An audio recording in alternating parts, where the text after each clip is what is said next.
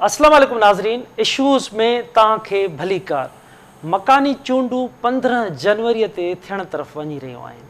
15 जनवरी ते मकानी चूंडूं जीअं त इंतहाई अहम हूंदियूं आहिनि। म्यूनिसिपल कमेटीज़ जो सॼी दुनिया जे अंदरि जेको रोल आहे उहो इंतहाई अहम हूंदो आहे। काउंसिल्स जो रोल, टाउन्स जो रोल, हेठी सतह जा जेके नुमाइंदा, अवामी नुमाइंदा, अवाम जी घिटी घेड़े रोड रस्तनि सां पाणी ऐं नंढनि नंढनि इशूज़ ते अवाम जे विच मां ई चूंडी अचनि था। उहो जेको प्रोसेस हो उहो केतिरो ई वक़्तु अॻु में थियणो हो, पर जीअं त बरसातुनि जे करे 24 जुलाई ते बरसातुनि जे करे न थी सघियूं इलेक्शन्स, वरी 28 अगस्त ते न थी सघियूं, 23 अक्टूबर ते इन इशूअ जे करे न थी सघियूं। जंहिंखां पोइ 22 नवंबर ते इलेक्शन कमीशन 15 जनवरीअ ते चूंडुनि जो ऐलान कयो आहे। असां अॼु इन इंतहाई अहम इशूअ ते ॻाल्हि ॿोल कंदासीं। कराची ऐं हैदराबाद डिवीज़न्स जेके 2 डिवीज़न्स में जे 16 ज़िलनि में चूंडूं थियण वञनि पियूं। फर्स्ट फेज़ में जेके पहिरियां 4 जेके डिवीज़न्स हुआ उन में मीरपुर नवाबशाह, सखर, लाड़काणो उन जूं थी चुकियूं आहिनि। इन अहम इशू ते असां ॻाल्हि ॿोल लाइ असांखे कराची स्टूडियो में जॉइन कयो आहे असगर अली सियाल साहब, जॉइंट सूबाई इलेक्शन कमिश्नर सिंध आहिनि। असगर साहब, तव्हांजी वॾी महिरबानी, वेलकम थो तव्हांखे चइजे, तव्हां असांखे टाइम ॾिनो।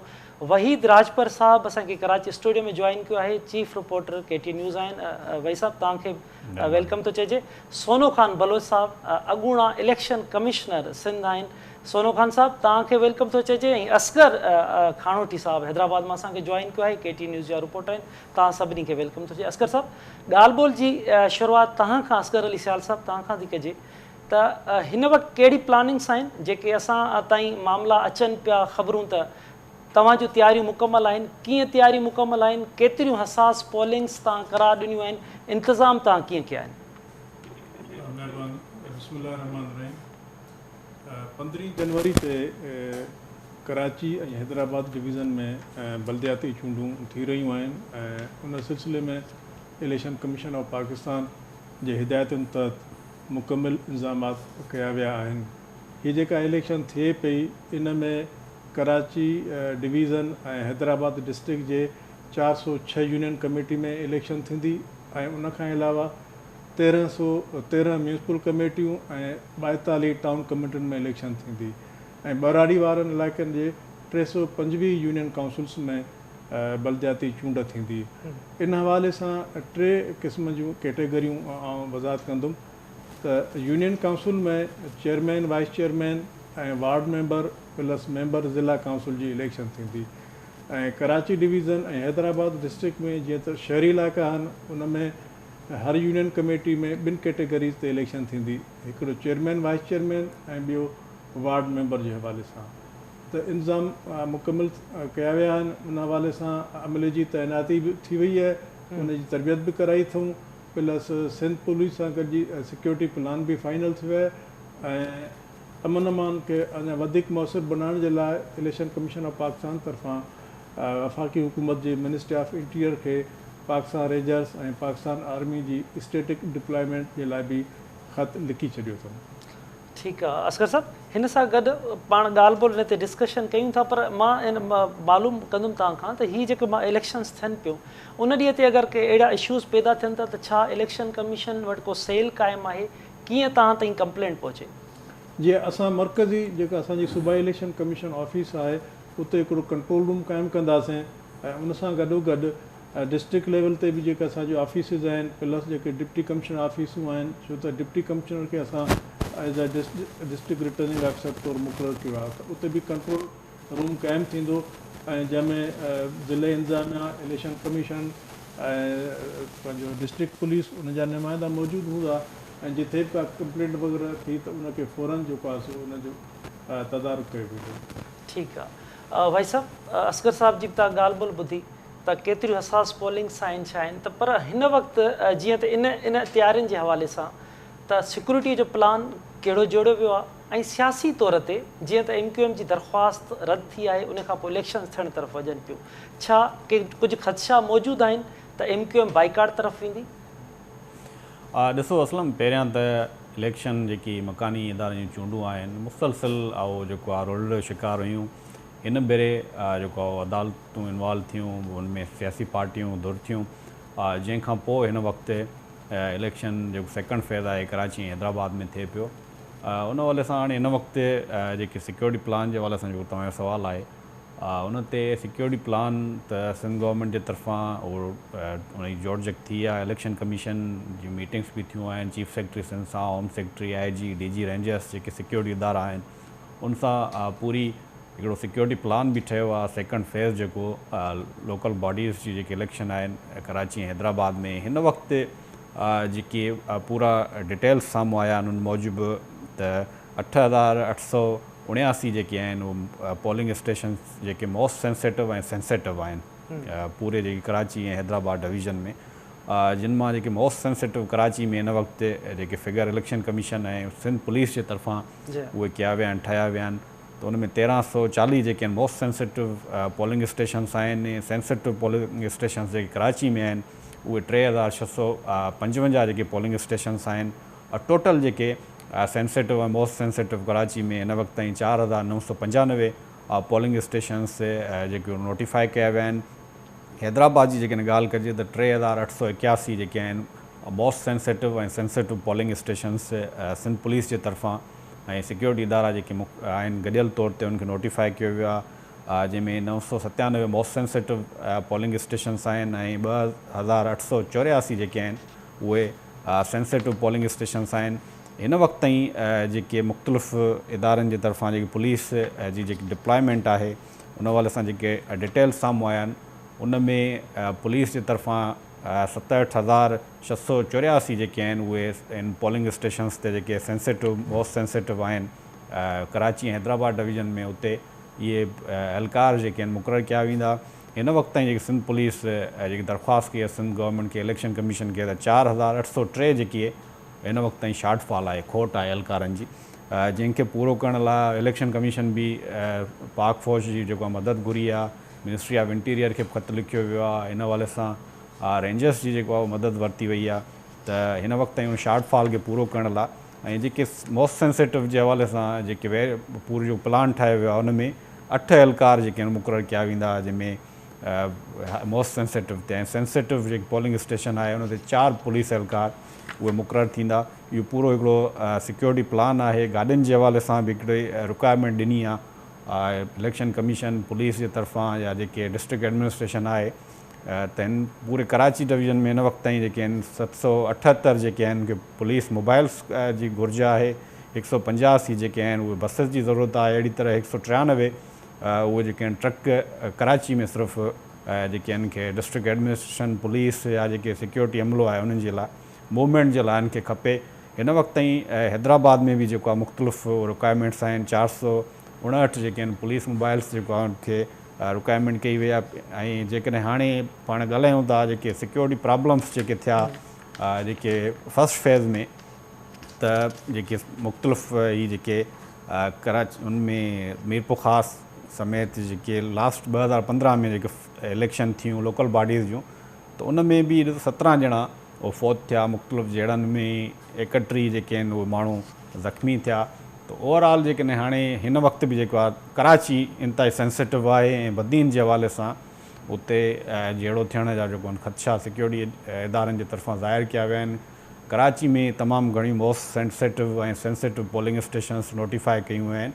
त पुलिस जी बि शार्टेज आहे। हिन वक़्तु ताईं अञा उहो वफ़ाक़ी हुकूमत जे तरफ़ां डिसाइड न थी सघियो आहे त फ़ौज ऐं जेको आहे रेंजर्स जे हवाले सां का बि फ़ैसिलो साम्हूं अञा ताईं न आयो आहे। इलेक्शन कमीशन गुज़िरियल ॾींहुं जेको ख़तु लिखियो आहे। बाक़ी जेके सिंध हाई कोर्ट मां अॼु जेके अपडेट्स आई आहे फ़ैसिलो आयो आहे MQM जे तरफ़ां जेके हल्का बंदियुनि जे हवाले सां तकबंदियुनि जे हवाले सां दरख़्वास्त ॾिनी वई उहा रद्द थी वई आहे। पर ॿियो जेको तव्हां सुवालु कयो त MQM छा जेको आहे बाइकाट तरफ़ ख़ालिद मक़बूल सिद्दीकी ऐं फारूक सत्तार जेकी आहे प्रेस कॉन्फ्रेंस कई उन में त क्लियर MQM मौक़ुफ़ अख़्तियार कयो आहे। ऑप्शन असां वटि आहे पर हाणे इहो ऑप्शन असां इस्तेमालु न कंदासीं छो माज़ी में जमायत इस्लामी बि कयो। जमायत इस्लामी तमामु घणो लॉस थियो जेके उन सां अॻुवाणनि सां ॻाल्हि ॿोल थींदी आहे। त मूंखे नथो लॻे त MQM जेको आहे बाइकाट तरफ़ वेंदी ऐं जेकॾहिं बाइकाट करे थी त वॾो हुनखे नुक़सानु थींदो। ऐं हिन वक़्तु बि जेकॾहिं ॾिठो वञे त डिस्ट्रिक्ट ईस्ट डिस्ट्रिक्ट सेंट्रल ऐं कोरंगी में तमामु घणो MQM वटि अञा स्ट्रीट पावर आहे। ऐं मुख़्तलिफ़ हिन वक़्तु जेको आहे पीपुल्स पार्टी PTI जमायत इस्लामी जो हिकु बि जेको आहे छा चइबो आहे चोटी जो मुक़ाबिलो आहे टिनी जमायतुनि जो। बाक़ी 3 डिस्ट्रिक्ट जेके आहिनि उते MQM तमामु मज़बूत आहे जी। ऐं उते बि जेको आहे PTI जमायत इस्लामी ऐं MQM जो टिनि डिस्ट्रिक्ट्स में जेको आहे उहो मुक़ाबिलो थी सघे थो।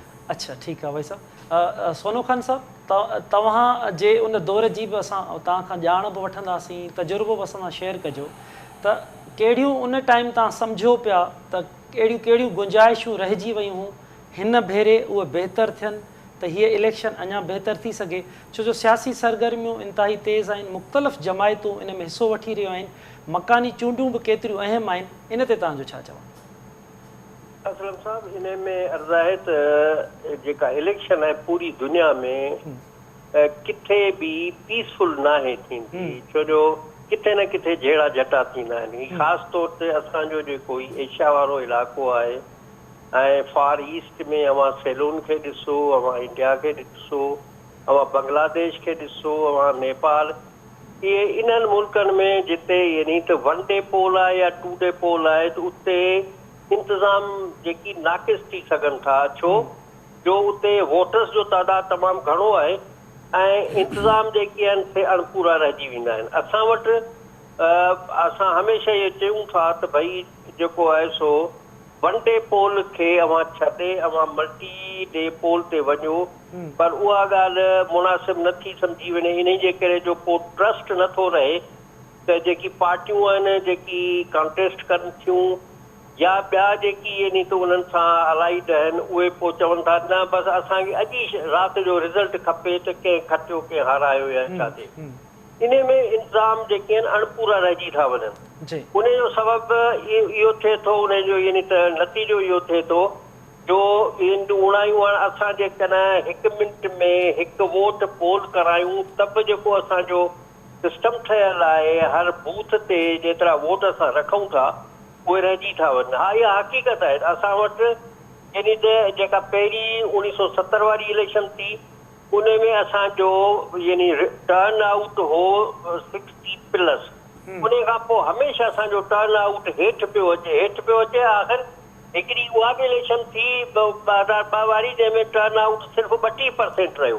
हाणे थोरो वरी हिनखे बूस्ट मिलियो आहे। हाणे जेकॾहिं इहे इंतज़ामी खामियूं हुजूं ऐं असांजा इंतज़ाम अणपूरा हूंदा, वॾो मसइलो असां वटि थिए थो सिक्योरिटी, उन खां बि अहम मसइलो जेको आहे उहो आहे स्टाफ जी ट्रेनिंग, स्टाफ जो न अचणु, ख़ासि तौर ते जेकी आहिनि लेडीज़ जेकी आहिनि प्रिज़ाइडिंग ऑफिसर या पोलिंग ऑफिसर्स, उहे यानी त ड्यूटी करण खां ॾाढो लमाइनि थियूं। ज़बरदस्ती उन्हनि खे मिंटमेड करे उन्हनि खे आंदो थो वञे ऐं यानी त इन हिसाब सां भई ठीकु आहे मूंखे सहूलियत ॾींदासूं, असां ट्रांसपोर्ट ॾींदासूं ई, पर लैप्सिस रहनि थियूं। नतीजो इहो थिए थो त जिते 4 लेडीज़ खपनि पोलिंग स्टेशन ते 8 खपनि, उन जे बजाए असांखे 2 टे मुयसरु आहिनि, बाक़ी ईअं कमु हले थो। त इहे जेकी आहिनि कमियूं पेशियूं आहिनि इहे त सदाईं रहियूं आहिनि ऐं असां वटि अञा बि जेकर थींदो। बाक़ी रहियो सुवाल जेकर इन में असां इन बहितरी तरफ़ अचूं त पोइ इन्हनि इंतज़ामनि खे इन हिसाब सां यानी त असांखे करिणो पवंदो त असां इन जी प्लैनिंग जेका हाणे हींअर मां ॾिसो जेको गैप थी वियो, हाणे इलेक्शन कमीशन पंहिंजे तरफ़ां स्टाफ खे ॾिनी ट्रेनिंग, उहो ट्रेनिंग वारियूं जेके आहिनि उहो उन्हनि मां का बीमार हूंदी औरत, को मर्द बीमार हूंदो, को रिटायर थी वियो हूंदो, को छा, उन्हनि जूं जेकी लिस्टूं जेके अपडेट नथियूं थियनि, ऐं वक़्त ते पोलिंग स्टेशन ते स्टाफ जी खोट थिए थी। ऐं उन खां अलावा जेको आहे सो असां वटि जेको कमु करण जे लाइ जेकी यानी त बाक़ाइदे वॉलंटियरली जेको थींदो आहे जेको हिकिड़ो वर्कर, उहो तमामु घटि रहियो आहे। इन जे करे जो हुननि खे सुबुह जो सवेरो उथो साईं ट्रांसपोर्ट आहे न आहे, पोइ वरी पहुचो, शाम जो हुननि खे पुछे कोन थो, उहे अची था वञनि पंहिंजे घर, कंहिं बि नमूने सां उन जी ट्रांसपोर्ट अवेलेबल ई कान्हे हूंदी वॾनि शहरनि में किथे पहुचनि। बहरहाल इहे जेके आहिनि इहे शुरू खां वठी यानी त हलंदड़ आहिनि कोताहियूं, इहे हाणे बि थी सघनि थियूं यानी त ईंदड़ 15 इलेक्शन ते। बहरहाल आऊं यानी त इलेक्शन कमीशन खे जस ॾींदुसि, उन्हनि पंहिंजे तरफ़ां पूरी कोशिशि कई आहे, इंतज़ामिया पंहिंजी जाइ ते आहे।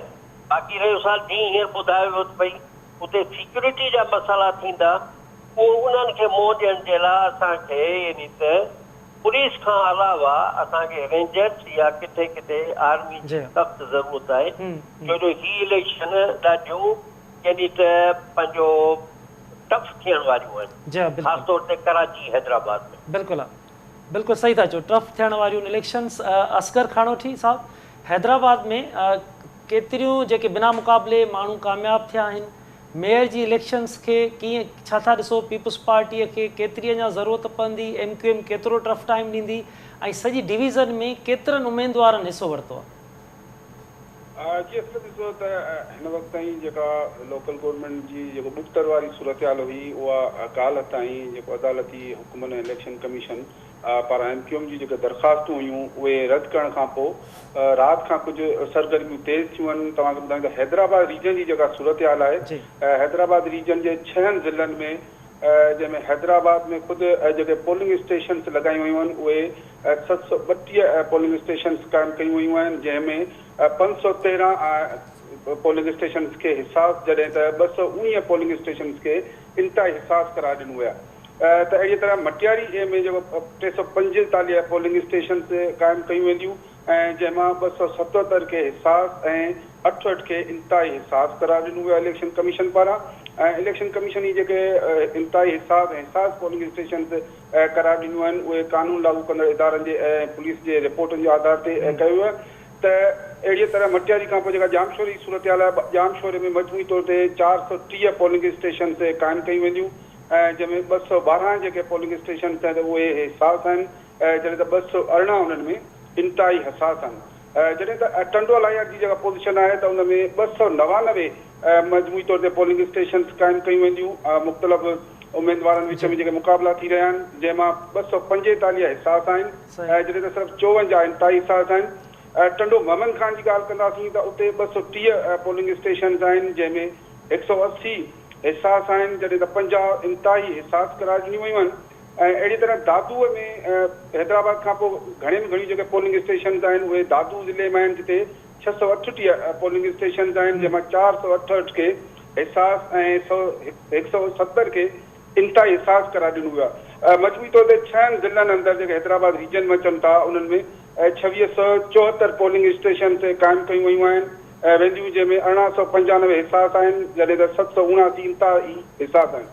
त इलेक्शन कमीशन इन्हनि जेके हिसास आहिनि उन्हनि ते एहलकार ऐं रेंजर्स मुक़ररु करण जो प्लान थियो आहे, जॾहिं त जेके इंतिहाई हिसास पोलिंग स्टेशन्स आहिनि उते पुलिस ऐं रेंजर्स खां सवाइ उते उन्हनि पोलिंग स्टेशन्स ते जेके बि 6 ज़िलनि में इंतिहाई हिसास करार ॾिनियूं वयूं आहिनि, उते CCTV कैमराऊं बि लॻाई वेंदियूं। इन हवाले सां इलेक्शन कमीशन इहो वाज़िब कयो आहे त जेके बि इंतिहाई हिसास पोलिंग स्टेशन्स आहिनि सॼी रीजन में, उते पुलिस एहलकार रेंजर्स एहलकारनि खां सवाइ CCTV कैमराऊं बि लॻाई वेंदियूं।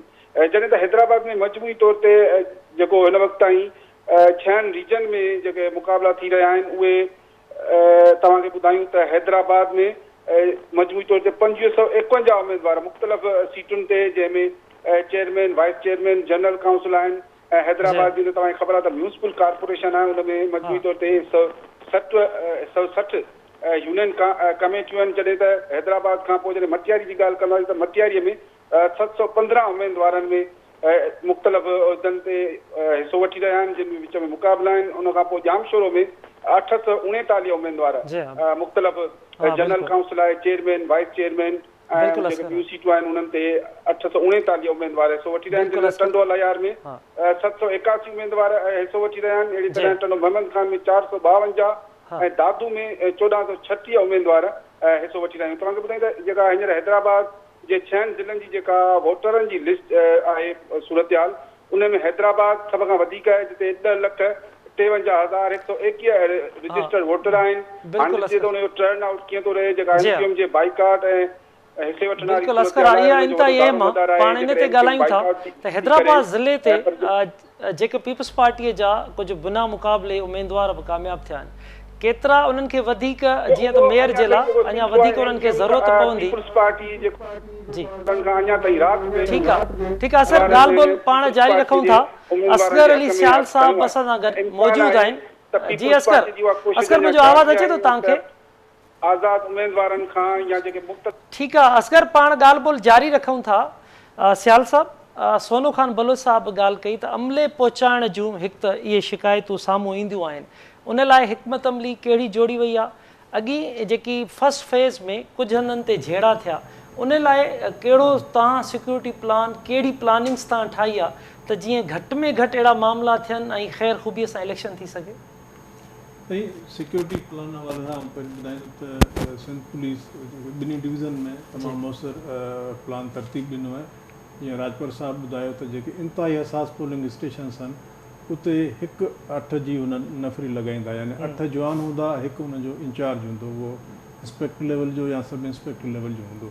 अहिड़े हिसाब सां जेके हिसास पोलिंग स्टेशन्स आहिनि उते 4 जवान ऐं प्लस हिकु हुनजो इंचार्ज हूंदो।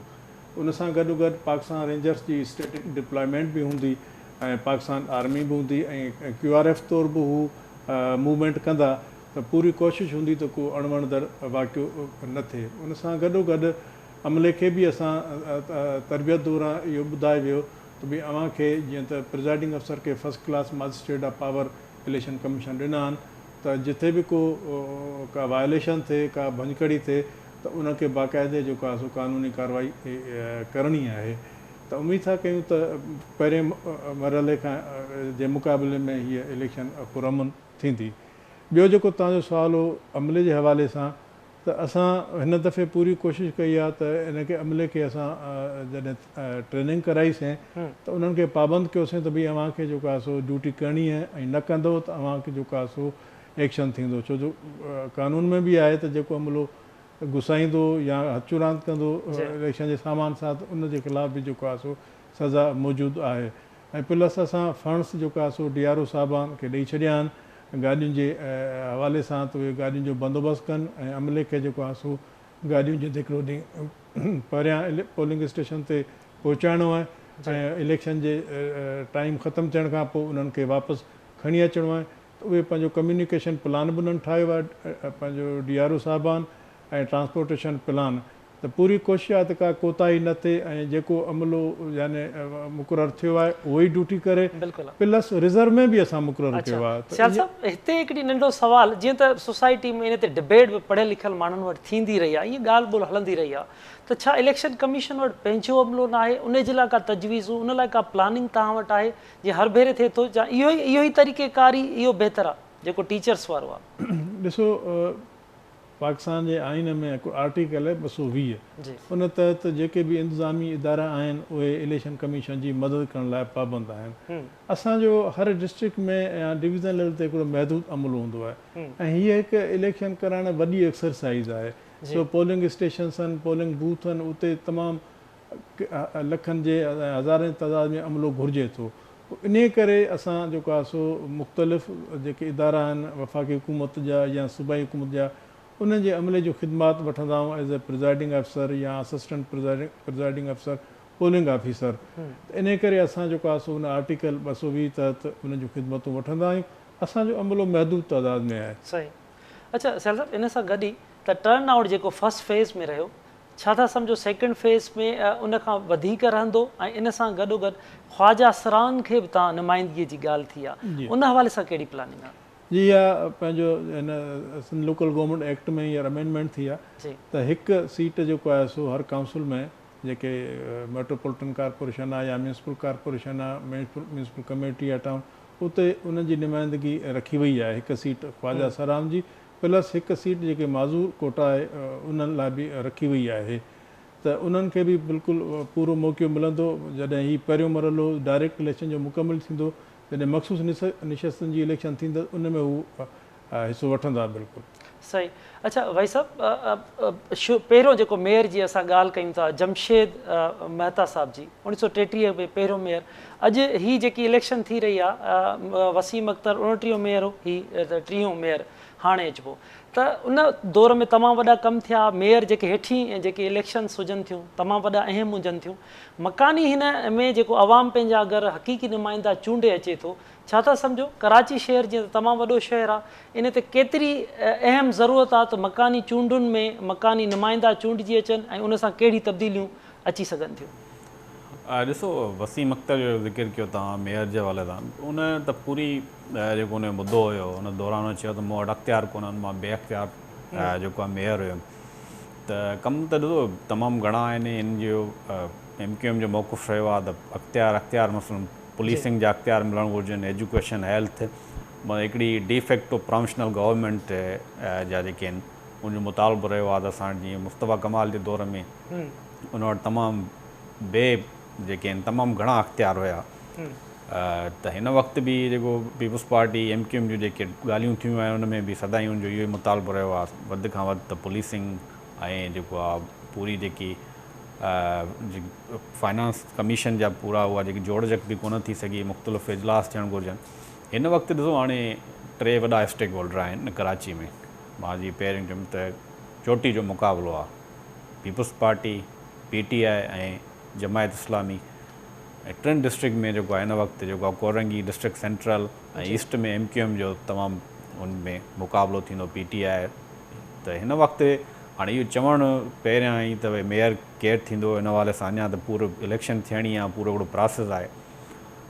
पर जेकी समूरा जेके रहिया आहिनि हिन वक़्तु ताईं जेके पीपुल्स पार्टी जे तरफ़ां बि वॾो जेको रैलियूं हाणे पूरो, पर हिन वक़्तु जेको कराची आहे तमामु इम्पॉर्टेंट आहे। हैदराबाद ऐं कराची जेके पूरो डिवीज़न आहे, पूरो कराची जीअं हैदराबाद डिस्ट्रिक्ट जे हवाले सां जेके 2 मेयर आहिनि उन ते तमामु चोटी जो मुक़ाबिलो आहे। हाणे ॾिसूं मेयर मुस्तक़बिल में मेयर कंहिंखे मेयरशिप थी मिले, पर ज़ाहिर आहे जेकी माज़ी में प्रैक्टिस रही आहे, जंहिं वटि बि प्रोफेशनल गवर्नमेंट रही आहे, त अरबाब रहीम जो दौर हुजे, उन खां अॻे जेकॾहिं त पीपुल्स पार्टी वटि सिर्फ़ु नवाब शाह खैरपुर ऐं जेको आहे इन खां अलावा ॿियूं जेके आहिनि कॾहिं बि उन वटि नाज़िम कोन रहियो। नाज़िम सॼा मुशरफ दौर में अरबाब रहीम जी जेकी गवर्नमेंट हुई त उन्हनि जी अक्सरियत सां जेको आहे हिकिड़ी काफ लीग जा या जेके आहिनि पूरा हिकिड़े पूरे इदारनि में सॼे डिस्ट्रिक्ट में प्रोफेशनल गवर्नमेंट जेकी रही आहे, जेको फार्मूला रहियो आहे या जंहिंजी गवर्नमेंट रही आहे, त मकानी इदारनि ते असर अंदाज़ उहे ई थिया आहिनि।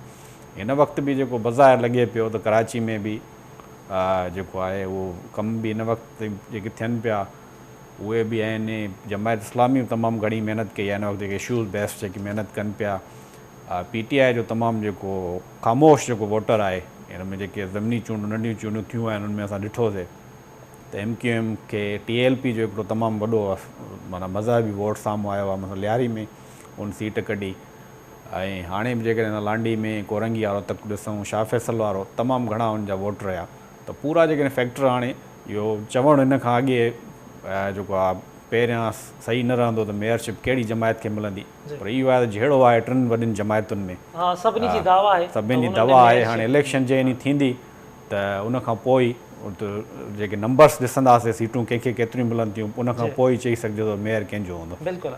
अच्छा सोनू खान साहब, इंतिहाई अहम इलेक्शन हूंदी आहे, तव्हां इन समूरे प्रोसेस में रहिया बि आहियो।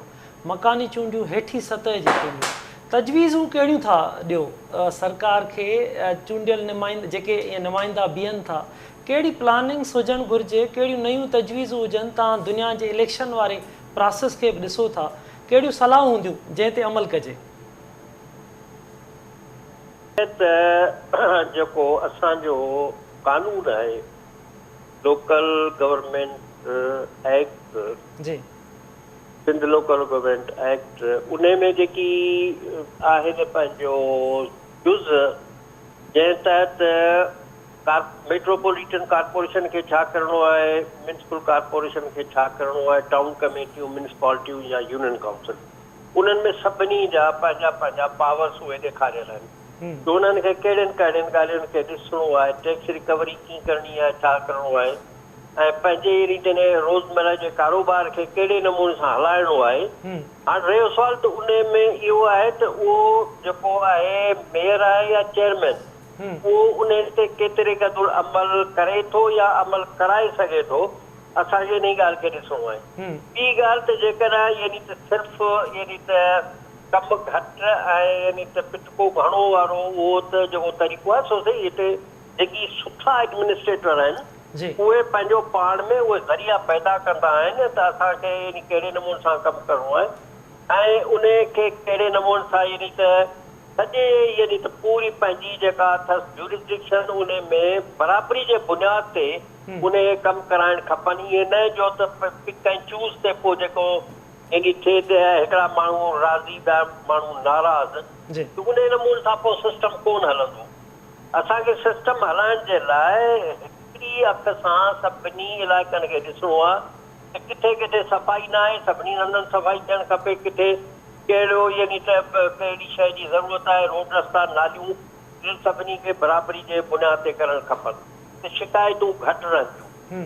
उन खां अलावा ॿी ॻाल्हि आहे त अवां यानी त जेको अवां जो ज़ुमे आहे टैक्स रिकवरी या फंड जनरेट करण जे लाइ, उन जे लाइ केतिरी हू महिनत कनि था, पोइ उन में जेकॾहिं हू महिनत पूरी नथा कनि ऐं पैसो गवर्नमेंट वटि नथो अचे ऐं उहे पंहिंजो नथा कनि, असां रुॻो OZT जे आसिरे ते वेठा आहियूं त इहे पंहिंजो पैसा मिलंदा ऐं उन खे कहिड़े नमूने सां यानी ख़र्च करिणो आहे, उनजी पूरी प्लानिंग न थींदी त पोइ इहो ईअं थींदो त यानी त के कम थिया के कोन थिया, वक़्तु पूरो थी वियो, सुभाणे शिकायतूं शुरू थियूं त अलाए हिन कमु कोन कयो हुन कमु कोन कयो।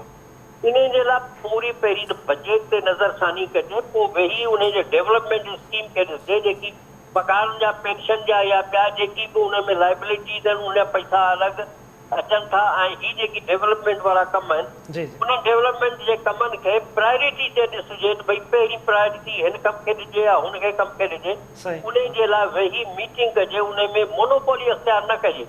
जेकॾहिं मोनोपोली अख़्तियार थींदी त पोइ इहो इंसाफ़ कोन थींदो, उन में मेयर खे या चेयरमैन खे उन खे पंहिंजे प्रायोरिटीज़ खे नज़रसानी करणु खपे त मूंखे इलाइक़े जी पूरी नमूने सां हिकु जहिड़ी ख़िदमत करणी आहे त उन में जेको थींदो त आईंदे यानी जे लाइ इहो थियो। ॾिसो 1934 में 35 में जेकी लोकल बोर्ड हूंदा हुआ, हाणे जीअं हींअर मुंहिंजो दोस्त ॻाल्हि कई त भई पंहिंजो आदमी साहिबु जेको पहिरियों मेयर जेको उन वक़्तु डायरेक्ट वोट कोन हो, उन वक़्तु जेका हिकिड़ी बॉडी हूंदी जेका यानी त उन मां मेयर चूंडींदी, चंद महदूद माण्हू हूंदा हुआ जेकी छॾो 1970 खां पोइ इहो असांखे डायरेक्ट फ्रेंचाइज़ जो हक़ मिलियो, जो हिकु माण्हू हिकु वोट जो हक़ मिलियो। इन खां किथे वोट जो हक़ हो, उन में त यानी जेकी सिलेक्टेड माण्हू हूंदा, ज़मींदार हूंदा, ॿिया जेकी कुर्सी बरदार हूंदा, उन्हनि खे वोट ॾियण जो हक़ हूंदो, आम माण्हू खे को हक़ कोन हो। 1970 इलेक्शन में पोइ इहो हर माण्हू खे यानी वोट जो हक़ मिलियो। हाणे उन खां जेकी अॻे थींदा त उन्हनि में यानी एतिरी यानी त हूंदी, आबादी घटि हूंदी, ज़रूरतूं माण्हुनि जूं यानी त अहिड़ियूं कोन हूंदियूं जंहिंसां यानी कजे रोड रस्ता। हीअं त वॾा वॾा शहर केतिरा पखिड़िजी विया आहिनि, उन्हनि खे ॾिसजे त सेंट्रल जेकी लोकेटेड एरिया आहिनि उन्हनि ते तवजो न ॾिजे त ही 8 रोड मूं ठाराए छॾिया, 8 पुलूं ठही वियूं आहिनि, जेकी सुबर्ब एरिया आहिनि, जेकी यानी पासे वारा एरिया आहिनि, उन्हनि गंद लॻो पियो आहे, उन में यानी का सफ़ाई कान्हे। बिल्कुलु वॾा चैलेंजेस आहिनि, सही था चओ, नुमाइंदनि लाइ वॾा चैलेंजेस आहिनि, बिल्कुलु सोनूखान साहब बहितरी थींदी आहिनि काउंसिल। जी हा, बिल्कुलु आबादी वधीक चैलेंजेस आहिनि। असगर खानोटी साहब, मुख़्तलिफ़ जमायतूं पीपल्स पार्टी हुजे, GDA, कॉम्परस, PTI समूरा, उन्हनि जूं सियासी सरगर्मियूं हैदराबाद में कीअं आहिनि ऐं केतिरो हिक ॿिए सां उन्हनि जा मुक़ाबला सख़्तु थींदे नज़र अचनि था? सूरत हाल आहे GDA या कॉम्परस ते एॾा सरगर्म न पिया अचनि, सवाइ हिकु यूनियन कमेटी आहे कासमाबाद जी ऐं कुझु हिकु बहिराड़ीअ जी आहे। बाक़ी शहरी इलाइक़नि में 3 ॾींहं अॻु PTI पारां हिकु वॾी रैली कढी वई ऐं उहा यकीनन हुई त महांगाई जे ख़िलाफ़, पर जीअं त लोकल गवर्नमेंट जूं इलेक्शन वेझियूं हुयूं त उन मां इहो ई अंदाज़ो लॻाए सघिजे थो त उहो हुनजो पावर शो हो लोकल गवर्नमेंट जे इलेक्शन्स में पंहिंजे वोटर्स खे, पंहिंजे हमदर्दनि खे मुतहरिक करण जे लाइ, जंहिंमें अॻूणे गवर्नर इमरान इस्माइल, अली ज़ैदी ऐं अलीमादिल शेख साहब जिन शिरकत कई उन्हनि जी अॻुवाणीअ में, जे तमामु वॾी रैली रही। उन खां सवाइ पीपुल्स पार्टी जूं काफ़ी ॾींहंनि खां सरगर्मियूं तेज़ आहिनि, छाकाणि त हिन वक़्तु जेका पीपुल्स पार्टी नयूं तकबंदियूं थियूं आहिनि, हैदराबाद म्यूनिसिपल कॉर्पोरेशन जो दर्जो हासिलु कयो आहे, त पीपुल्स पार्टी जी वधि खां वधि कोशिशि आहे त ही पहिरियों मेयर उन्हनि जे हवाले थिए ऐं उहे उन में कामयाबु थियनि। ऐं हिन वक़्तु ताईं जेका उन्हनि हिकमत अमली कई आहे उन में इहो लॻी रहियो आहे ऐं त हू पंहिंजे कामयाबीअ या हिकमत अमलीअ में कामयाबु नज़र ईंदे पिया अचनि, छाकाणि जो जेको टंडो जाम आहे, कासमाबाद वारो इलाइक़ो आहे, सिटीअ जा काफ़ी अहिड़ा इलाइक़ा आहिनि ऐं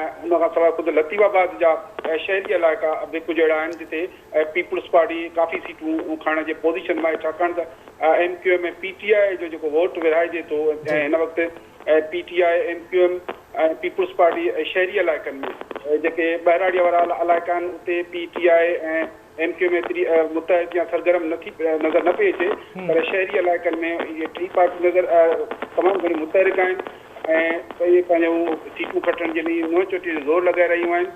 इन हवाले सां जेके हिन वक़्तु ताईं नज़र अचे पियो त पीपुल्स पार्टी PTI MQM जे वोटर साॻी कॉन्स्टिट्यूएंसीज़ में उहे साॻिया वोटर आहिनि।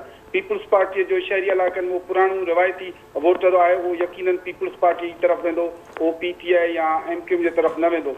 त इन शइ जो पीपुल्स पार्टीअ खे फ़ाइदो नज़र ईंदे अचे पियो ऐं जंहिं महिल लॻे पियो त शहरी इलाइक़नि मां हिन दफ़े पीपुल्स पार्टी काफ़ी यूनियन कमेटियुनि जूं सीटूं खणण में कामयाबु वेंदी ऐं हिन वक़्तु ताईं बि जेके बिना मुक़ाबले सीटूं खयूं आहिनि पीपुल्स पार्टी उहे उन्हनि में शहरी इलाइक़ा बि शामिल आहिनि ऐं कासमाबाद जा इलाइक़ा बि शामिल आहिनि ऐं उन खां पोइ टंडो जाम वारो इलाइक़ो बि शामिल आहे जितां पीपुल्स पार्टीअ राति पीपुल्स पार्टीअ ॿिनि आज़ाद उमेदवारनि खे यूनियन कमेटी 46 ऐं यूनियन कमेटी 78 जे उमेदवारनि खे पंहिंजे हक़ में खणायो आहे। त उहो सिलसिलो जोड़तोड़ वारो जारी आहे।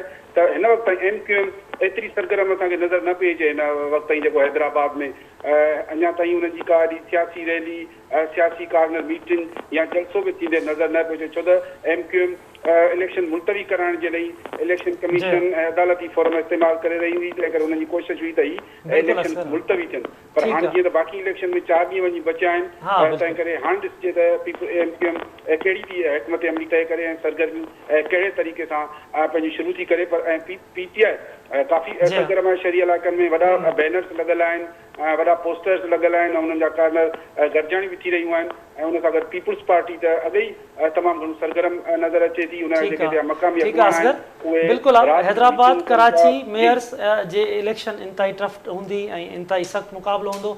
असगर अली सियाल साहब, आख़िर में उमेदवारनि लाइ तव्हांजो कहिड़ो पैगाम हूंदो? सही उमेदवारनि लाइ इहो आहे त जीअं असां पूरा इंतज़ाम कया आहिनि त उहे पंहिंजो भरपूर तरीक़े सां हिसो वठनि ऐं पुरअमन माहौल बनाइनि इलेक्शन जे हवाले सां ऐं पंहिंजे वोटर्स खे जेको आहे सो हू पंहिंजो मोटिवेट कनि त हू पोलिंग वारे ॾींहुं अची पंहिंजे पोलिंग स्टेशन ते वोट कास्ट कनि ऐं उमेदु आहे त सुठे नमूने सां इलेक्शन थी वेंदी। बिल्कुलु बिल्कुलु, वॾी महिरबानी असगर अली सियाल साहब, तव्हां KTN न्यूज़ खे वक़्तु ॾिनो। वहीद राजभर साहब तव्हांजी महिरबानी, सोनू ख़ान बलोच साहब ऐं असगर खानोटी साहब तव्हां सभिनी जी महिरबानी। नाज़रीन, इंतहाई अहम इशू मकानी चूंडूं भरपूर अंदाज़ में उन में हिसो बि वठणु घुरिजे ऐं पुरअमन अंदाज़ में जीअं असगर अली सियाल साहब इलेक्शन कमिश्नर असांखे ॿुधाया त पुरअमन अंदाज़ में सभिनी खे इन में हिसो वठी वधि में वधि वोट इन में विधा वञनि त जीअं हेठी सतह जा जेके असांजा चूंडियल नुमाइंदा चूंडिजी अचनि, घिटीअ जा रोड रस्तनि जा अवामी मसइला हल थी सघनि। वरी नवनि इशू सां गॾु ॿीहर गॾु हूंदासीं। तेसिताईं पंहिंजे मेज़बान असलम हैदर खे ॾींदा इजाज़त। अल्लाह भाई।